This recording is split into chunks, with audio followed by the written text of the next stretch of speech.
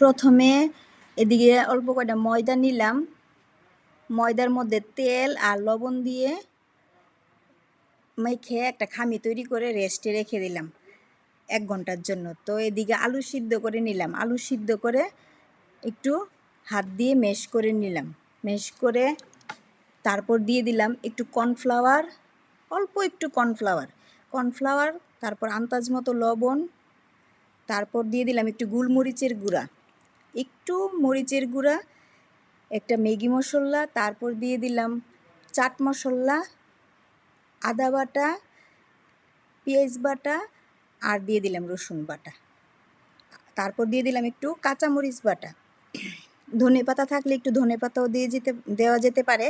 তারপর আলুটা ভালো করে মেখে সাইড করে রেখে দিলাম। তো এবার দেখেন আমি কিভাবে বানাইতেছি এই আলু সমোচা।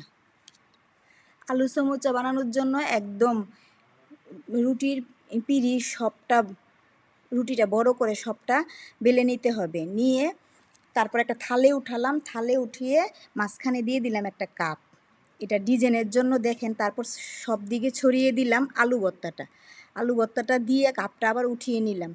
আপনারা ভালো করে একটু খেয়াল করেন, তাইলেই দেখতে পারবেন আমি কিভাবে করছি। তারপর একটি চাকুর সাহায্যে কেটে নিব।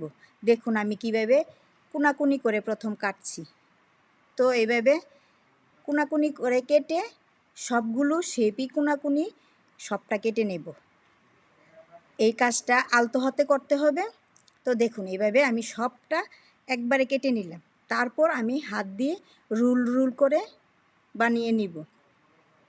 আলুর সমোচাও বলতে পারেন, আলুর রুলও বলতে পারেন, আপনাদের যা ভালো লাগে তাই বললেন। তারপর কড়াইতে দিয়ে দিলাম সাদা তেল দিয়ে গরম করে নিতে হবে। তেলটা ডুবো তেলে ভাজতে হবে, তাই একটু বেশি করে তেল দিতে হবে। দিয়ে চুলার হিট একদম লো রাখতে হবে, লো রেখে আস্তে আস্তে এগুলি ভেজে নিতে হবে। তাড়াহুড়া করা যাবে না, চুলার হিট বাড়ানো যাবে না, কমিয়ে তারপর ভাজতে হবে। তো আস্তে আস্তে এগুলি ভেজে নামিয়ে নিলাম।